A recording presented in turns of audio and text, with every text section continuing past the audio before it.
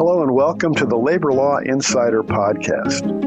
I'm your host, Attorney Tom Godar, and I work with Husch Blackwell and have been involved in labor law for, more than 4 decades. I'll tell you what, there has been a wild ride over the past 3.5 years of the Biden administration. He fulfilled his promise to be the most union-friendly president ever. And as a result, between General Counsel Abruzzo and the National Labor Relations Board, there's been a sea change in the way that labor law has been interpreted and applied. So we will have guests to discuss what's new, what's challenging, and what might be the ways in which our friends, our clients, and others advising companies might do to accommodate these changes in the labor law world. It's a wild ride, so buckle up and come and join us on the Labor Law Insider Podcast.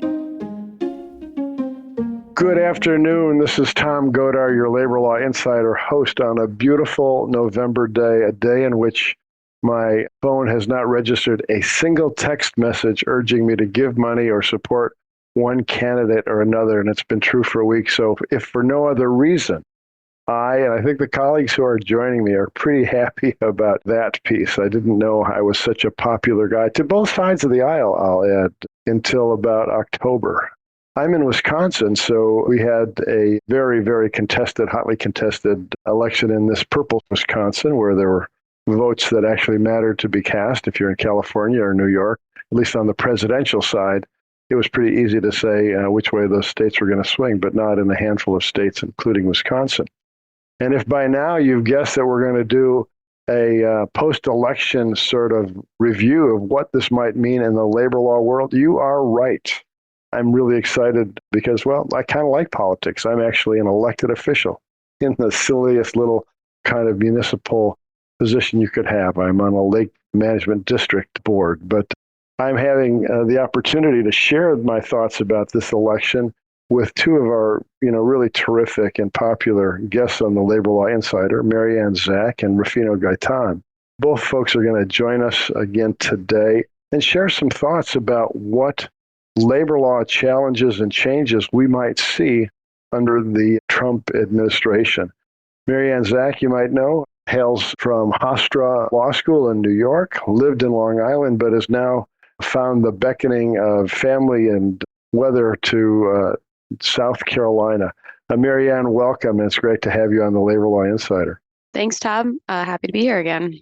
And Rufino Gaitan, one of my friends and colleagues, joins us from Houston, Texas, and it's great to have Rufino on. He's also a UW grad like I, but he, a little bit like Marianne, was wise to get out of some of the northern climate and has found his way into a beautiful setting down in Houston, Texas. Welcome, Rufino, and thanks for joining us.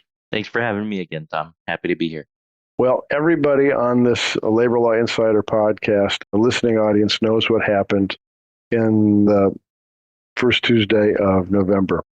President-elect Trump won both popular vote by, 8 million votes or something like that, as well as the Electoral College votes by a factor of 312 to 226. So we will not only have a new president, as we all knew would happen in the election between Vice President Harris and former President Trump, but also we'll have quite a different policy view given President Trump's Republican status and right-leaning versus Biden and Harris's Democratic status and left-leaning or union favor-leaning, as we've talked about, frankly, for 3.5 years on the Labor Law Insider. But what we'd really like to know is what that means. And does it make any difference that the Senate, at least as of last count that I looked, has also moved to the GOP side with 53 Republican senators? And while the House is still technically undecided, it seems everything I read tells me there will be a very slim majority for the Republicans there as well. I mentioned that, though, there's been virtually no legislation, whether Democratic or Republican control of the presidency, related to labor law for, 8, 10, 12 years, something like that. Almost all of it comes from the National Labor Relations Board and its General Counsel. So let's launch in a little bit, if we can, into what it means when we are going to move back towards a Trump presidency and his ability to impact, his administration's ability to impact the National Labor Relations Board and how the board and its General Counsel interpret the law. First, can we expect that, as they say, elections have consequences? Marianne, are we going to see some changes? Yeah, definitely. I mean, I think there's a few categories of potential changes. Some will happen more immediate than others. I think we can all agree that the most immediate change is going to be the change in General Counsel when Trump takes office, and it could happen as quickly as on Inauguration Day.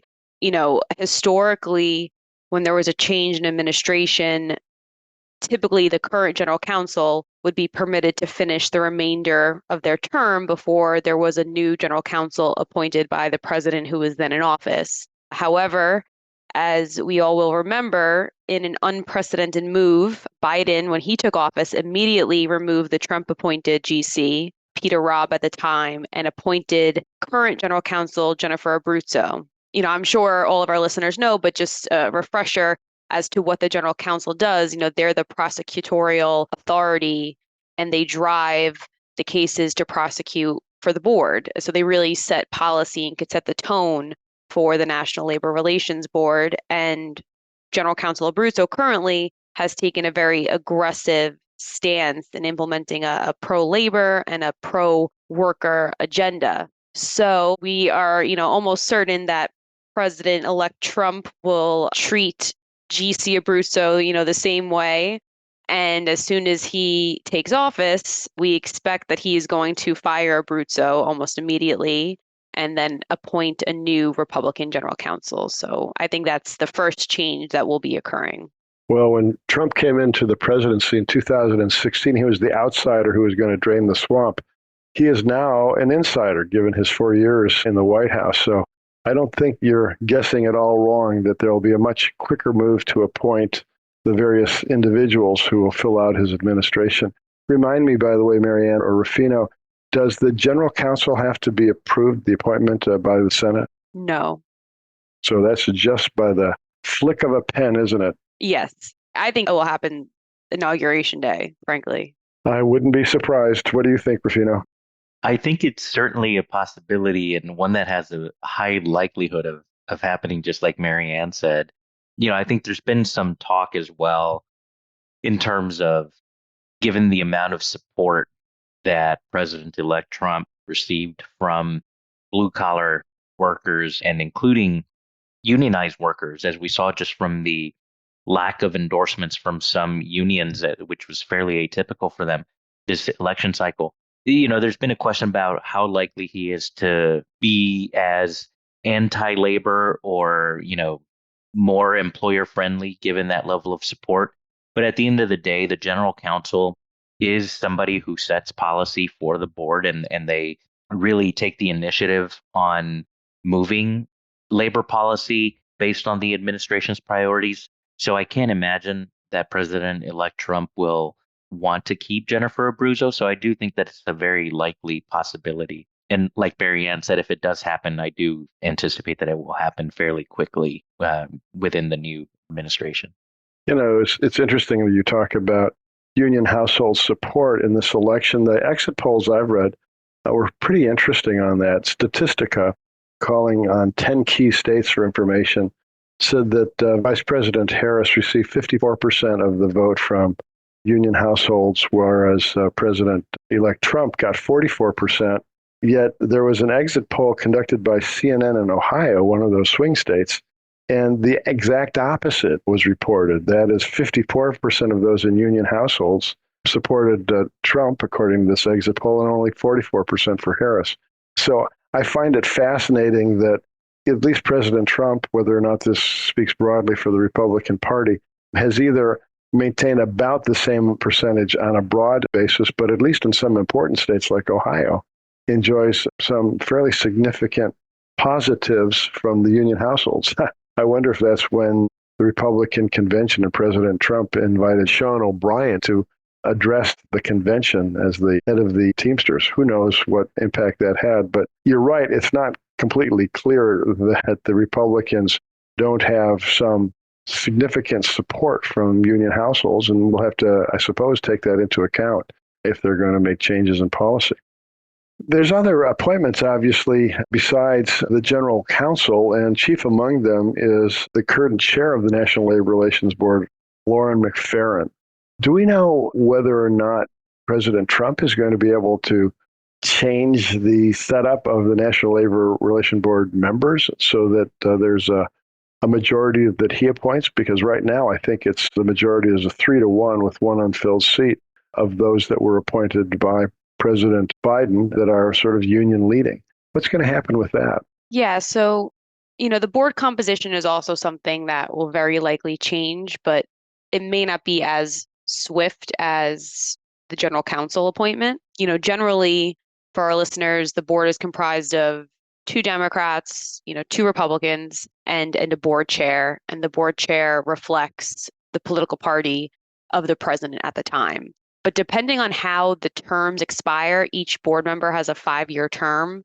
The board's composition may not immediately reflect the current administration, meaning the majority may not reflect if it's a majority Democrat, that it's a Republican president or vice versa. So actually, board chair McFerrin, Lauren McFerrin, her term expires in early or mid-December coming up, December 2024. And she was renominated for a 3rd term. Tom, as you mentioned, there's also a vacant seat currently for a Republican seat, and there is a Republican nominee hanging out there as well. I believe he's a Steifarth management side attorney, Joseph Dittelberg, and he's nominated to fill that vacant Republican seat. So these nominations are hanging out there, and they're waiting to be confirmed by the Senate. But, there's only, a month and a half about till Inauguration Day.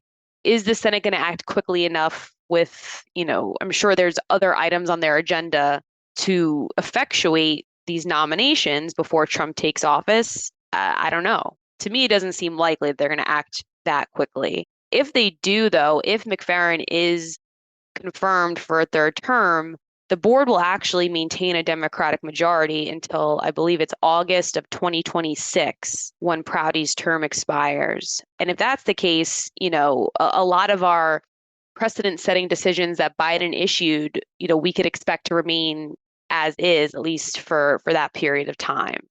However, if the seats remain vacant and the Senate doesn't get their act together before that, we could expect then Trump to fill those seats. So I think it remains to be seen, but that's how we kind of see it landing one way or the other. That's terrific. Yeah, very thoughtful analysis. We'll watch the Senate action over the next couple of months to see if they're going to take an action to confirm the appointment of the current and then continuing Chairman McFerrin.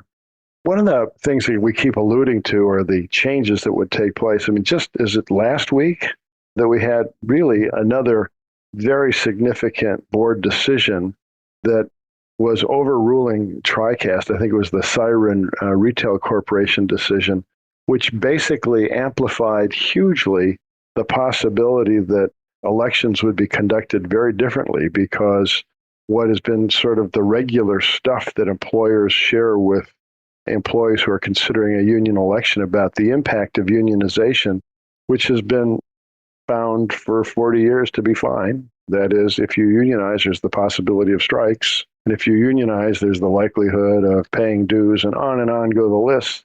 That kind of prediction of what would happen if you unionize might be found to be unlawful and an unfair labor practice. I guess, first of all, I know each of you have taken a look at that case. Is that case as sort of a change case as I've just made it out to be? Is that a big deal? I'll give you first shot at that one, Rufino. Short answer, yes, it is definitely a change case. Under the TriCast standard, the default position of the board in analyzing employer statements was that most of these sort of predictive statements about the impact that a union will have on employees and the workforce in general were deemed to be, quote unquote, categorically lawful. So it was the burden of the employee challenging the statements or the union to prove that for whatever reason, the statements made by the employer should be considered unlawful. Under the new approach that the board is taking, that is no longer the case. Now, the predictions of negative impacts or, whatever ill effects the employer wants to assign to the process of unionization they have to be based on an objective fact. So the employer can't just say without any sort of, really evidence, well, you are, it's possible that your benefits might change or they might get worse. The employer can't just make that sort of opinion or predictive statement unless they have some sort of objective fact that gives them a reasonable belief to make that statement. And so it is kind of flipping the standard or the burden on its head and forcing the employer to, one, think very critically about what statements they want to make in these scenarios. And then if they make those statements, they're going to have to really be prepared to establish what basis they had for making the statement in the first place. Whereas before or currently, the standard was that sort of statement was just deemed lawful unless there was some sort of a coercive effect or, a threat or something that somehow rendered the statement itself unlawful. Thanks, Rafina. I mean, I did look at that standard as we all have, and it goes beyond the objective fact standard. I think the case says that the employer's belief has to be, quote, demonstrably probable consequences beyond its control. I'm not sure what that means, but if the employer controls in some important way what the benefits are, can they say the benefits might go up or down or stay a typical statement that you might make in an election campaign? It's troubling. And I guess, Marianne, is that the kind of case that might be subject to reinterpretation, review, reversal, if you will, either by General Counsel or a Trump-appointed majority in the National Labor Relations Board? I think this is certainly one of the cases that, when there is a Republican majority on the board that's able to shift the changing tide of the Biden administration, I think this is one that we could reasonably suspect that a Trump board would look at. TriCast has been precedent for many, many years. I think all of us have been practicing for a while under the TriCast precedent of what we advise clients, what they can and cannot say during union organizing, how they can and cannot communicate with employees. And I think this decision really could potentially hamstring an employer in their free speech rights. So certainly, I think this is something a Trump board that is generally, pro-employer, pro-business, pro-management would look at again. This case is on a prospective basis. So I believe they determined Starbucks itself, the employer, did not violate the law at the time, but this is moving forward. So obviously this only came out a few days ago. We have yet to see how this will be interpreted. But for us labor practitioners, yeah, it's a real shift in the paradigm and, how we're going to advise clients moving forward. But I think this could definitely be ripe for a relook when we have a Republican majority. Yeah. TriCast and I started practicing about the same time. Actually, I might beat it by a couple of years. I think it's got 40 years of precedent. And again, changing that, to me, it seems like a very significant change. And that's the kind of thing, and of course we're predicting, we can't guarantee, but that's the kind of change that might be reined in by a Trump-appointed board. Marianne, as long as you were finishing with that thought, give us a couple of other areas from changes that have been wrought under the Biden administration's board that may be subject to review, maybe overturning or going in a different direction beyond the siren decision that overruled TriCast. What other kinds of decisions might the board look at? Sure. I think at least going back to the immediate impact of a new general counsel, Jennifer Abruzzo has issued many, many GC memos over her term. And some of those initiatives set forth in those GC memos have come to fruition in terms of board decisions and case law and have that precedential setting basis. But there are some other GC memos that are still out there that, she has not found the perfect case to present before the board to change the legal precedent. So I would say first, consider a few of those GC memos that are still out there that I'm sure as soon as a Trump appointed general counsel gets into office, they're going to rescind immediately. So a few that come to mind off the top of my head, there's that GC memo regarding consequential damages and directing the regional offices to seek, daycare costs, job search costs, late fees on credit card payments or utility payments, really stuff that was novel and went beyond the make whole remedy that we were all used to in our practice. So I'm sure that memo was going to be rescinded as soon as a new GC gets into office. We just had a recent one a few weeks ago, probably 2 weeks ago now, the stay or pay provisions and the GC's policy as to non-competes generally, where Abruzzo took issue with employment agreements that have what they call stay or play, where if you don't remain in employment or if you separate within a certain time frame, you have to reimburse the employer, let's say training costs or educational repayment costs, quit fees, sign-on bonuses, etc. So, that could be a memo, or I think that would very likely be a memo that's going to be rescinded immediately because it just doesn't align with a pro-workforce general counsel policy initiative, as well as the GC memo concerning, captive audience meetings. That was a big thing with Abruzzo. A case hasn't come down yet saying that they're unlawful, but that was a focus of her policy. And I suspect that will no longer be a focus of a Trump board or a Trump appointed general counsel. So those are the GC memos that at least jumped out at me. I mean, obviously there's, decisions as well, if Rufino wants to jump into that. Go ahead, Rufino. Yeah, give us some other examples. Again, predictive, not guaranteed, but whether sort of decisions or initiatives might be at risk that came from the Biden board. Yeah, so I think one of the big ones that is sort of, from my perspective, low-hanging fruit is the directive from the GC to really, prohibit confidentiality restrictions in severance or settlement agreements. That has been one of those issues that I've actually heard a lot of pushback from clients on, who always question why they would want to pay anybody any severance or an amount of money to settle a claim if they can't buy that person's confidentiality on the terms of the agreement, the substance of the underlying issues. And it's an area that was certainly sort of broke new ground when that issue was highlighted by Jennifer Abruzzo. So I think that's probably an initiative that gets rolled back, again, because there's just really strong support on the business side of things to eliminate that type of restriction. Another issue that I think has really kind of this idea of whether these federal agencies can sort of, stay in their lane. And the current board's position on the use of non-competition agreements, I believe, is another. We've seen this in another federal agency, the FTC, which attempted to, through regulation, essentially deem unlawful the use of non-competition agreements in most industries and for most employees.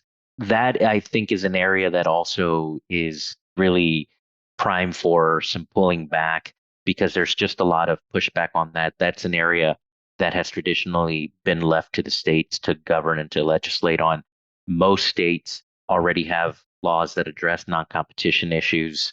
In California, for example, non-compete agreements are mostly unlawful with very limited exceptions. And then you've got everything from that to states where they are lawful and there are presumptions of their legality and illegality depending on the terms. So I think, again, that's an area where it seems to me the rallying cry around those restrictions has been, the federal government is overstepping here, and this issue, the NLRB in particular, needs to stay out of these types of concerns. Rufino, thank you so much for walking us into this place where the National Labor Relations Board has been stepping into, and some would say overstepping, into places that might not even be identified traditionally with labor law issues, but honestly state law issues like non-competes and the differences between California and North Carolina. That seemed to step far for many of us.